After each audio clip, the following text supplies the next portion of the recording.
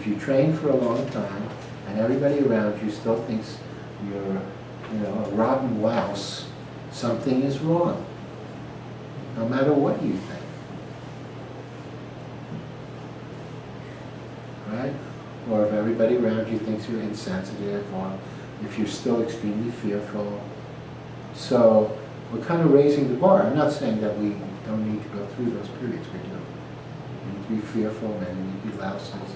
And we need to, we're raising the bar. We're saying that for spiritual practice and evolutionary practice and all that to be real, it has to get to a point where that would be clear to other people. You'd be a better person to hire for a job, a better person to have a relationship with. You'd be more honest. You'd have more integrity. You'd have a sense of honor.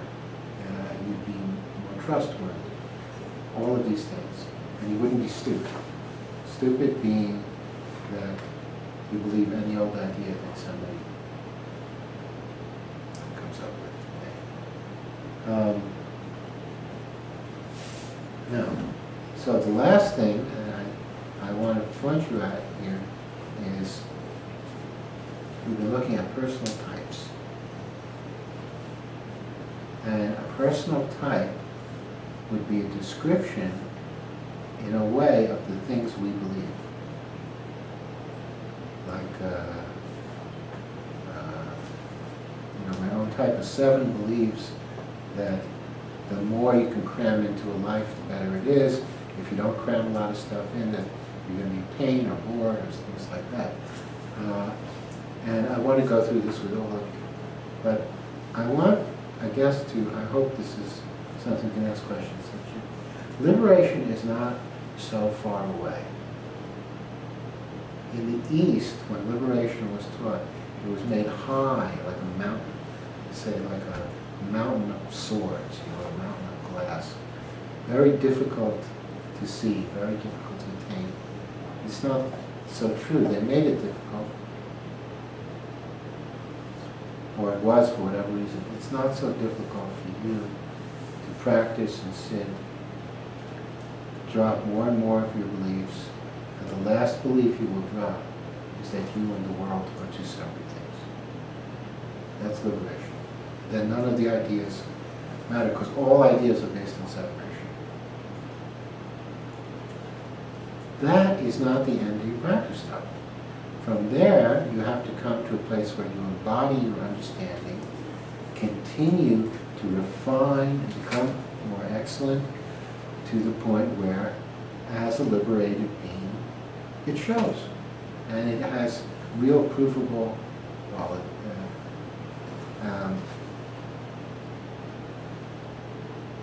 presence. I think it was Liz was saying to me that at one time that her coming to the group, being part of this practice, was good for her marriage. That's what I want. It's true. That would be a good sign. Now, it can be bad for your marriage if your husband or wife is really opposed to it and there's nothing you could do. But in time you could. In time you still could. It should be good for your marriage. It should be good for your livelihood. So again, I just want to reiterate something in a nice way. I don't want you to feel bad about this. But from the practice point of view, and this should empower you, not make you feel bad. If your relationship is not good, if your relationships are wrong, it's your fault. It means that you have not found a way to liberate yourself yet from your own condition. And you can. And your relationships will improve. If you don't make enough money, it's your fault. It's not the fault of the capitalist system. It's not Ronald Reagan's fault. It's not the fault of the Chinese or Google. It's your fault. If you are not enjoying your life or whatever you want to do with your life, it's your fault. It's not anybody else's fault. But I don't mean fault in the sense that you're bad people or that you're being punished for something horrible you've done.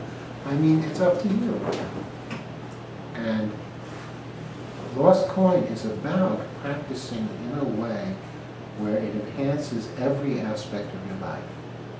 You're not becoming a monk and therefore your finances are going to be terrible and your relationships steps of every time because they don't matter.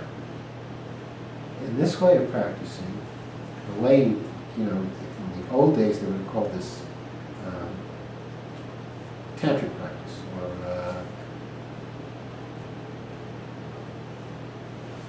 the Vajrayana. This is a practice, and Trungpa Rinpoche was, toward the end of his life, his Shambhala practice was this practice in life that included everything. So make it all a part of your practice. If you're not making, I always bring this one up first because I think it's the most sore spot for people. If I say your relationships are not working, therefore you should the practice will influence that. People accept it. If I say you're not making enough money, that's harder for people because they think that's bad.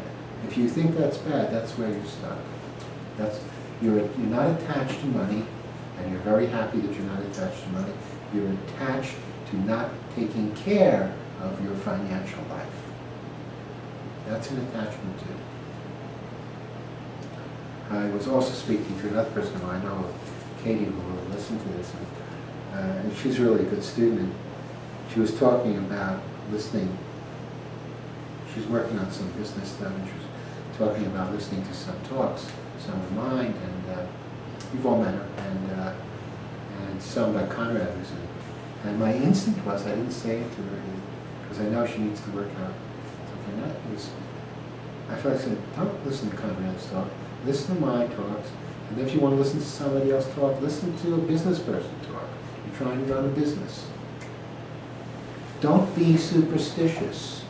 Your practice will not solve.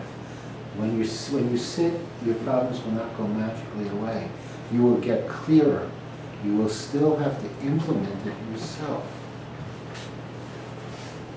When you understand, when the wisdom descends on you, that if you don't put some money in the meter, you will get a ticket. That will happen from sitting. The wisdom will descend that if you don't put the money in the meter, you'll get a ticket. You still have to take that extra step and put the money in the meter.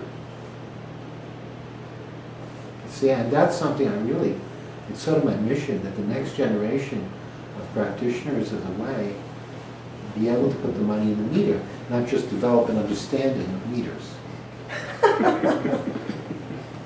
Because I've seen too much of that.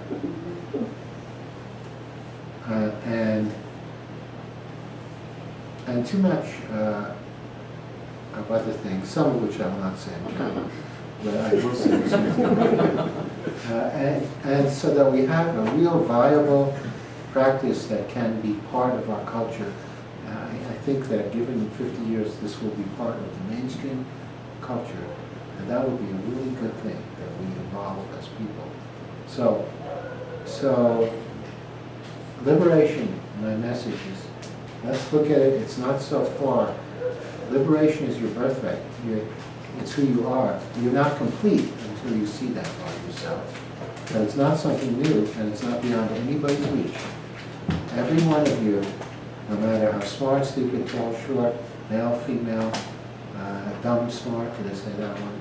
Whatever. It's a simple thing, and it just requires practice. Okay, so I hope you do take it seriously. Okay?